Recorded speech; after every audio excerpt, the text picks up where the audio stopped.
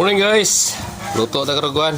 So naglaga ako guys. So aso-aso pa.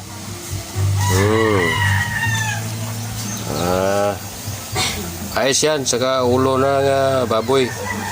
Para may sabaw mamaya.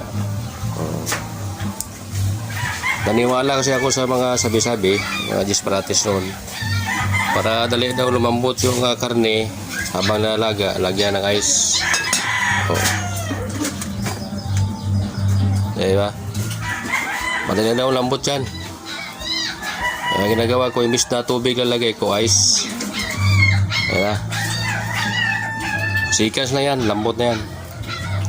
Kaya almusal. Ulo ng baboy, sasabawan. Ito yung tubag kasi no. Pitsay lang, pure. Okay na. Hintay tayo ng ilang segundo at kakain na tayo.